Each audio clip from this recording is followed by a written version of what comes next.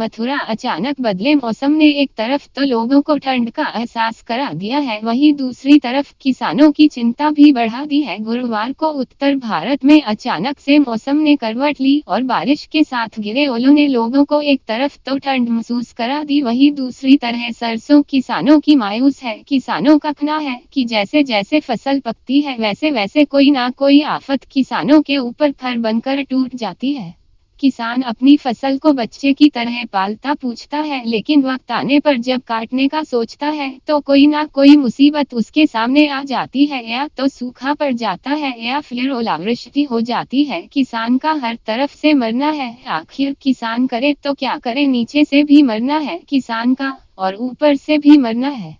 वहीं मथुरा के साथ साथ गोकुल, महावन, हयातपुर और योगासना में ओलावृष्टि हुई, जिससे किसानों को भारी नुकसान उठाना पड़ा है। हयातपुर के रहने वाले अमित शर्मा नाम के युवा किसान ने बताया कि जिस तरह से ओलावृष्टि हुई है वह पूरी तरह से फसल को बर्बाद करने वाली है। सरकार से मांग है कि सरकार किसानों की तरफ ध्यान दे और उन्हें कुछ मुआवजा दिया जाए ताकि किसान अपने बच्चों को पाल सके। क्या नाम है आपका?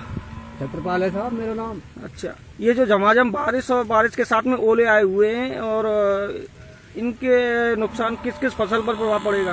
अरे साहब इस पे लाई पे बहुत नुकसान है, आलू में बहुत नुकसान है और हल्का पतला गेहूं में भी नुकसान है। नुकसान तो सारी फसल में है। इस समय लाया सरसों की जो है कटाई भी चल रही है और आलू की खुदाई भी चल रही है। हाँ हाँ हाँ, उनमें ज्यादा नुकसान है। उनमें ज्यादा है। हाँ। क्या चाहते हैं फिर? अब ये कोई सरकार से जो मदद मिल जाए वो ठीक है। मतलब बिल्कुल ये मान के चले किसान बिल्कुल बर्बाद हो चुका है। हाँ, किसान बर्बाद हो चुका है।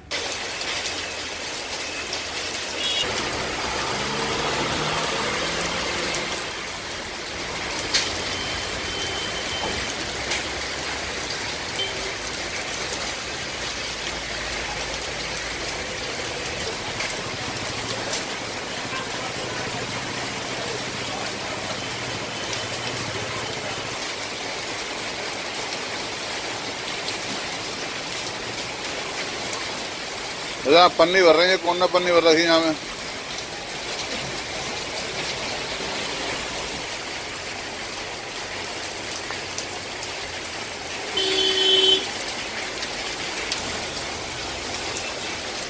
मैं सरकार से अपनी मांगे रखता हूँ कि जो ओलावृष्टि उनके किसानों के लिए राहत प्रदान करे। पहले से किसान रातों रात खेत को रखा है, उसके बाद में ओलावृष्टि हुई, मैं सरकार लाया, गेहूँ आलू की फसल बिल्कुल बर्बाद हो गई है। मैं माननीय सरकार से महोदय करता हूँ कि अब किसानों के लिए राहत प्रदान करें।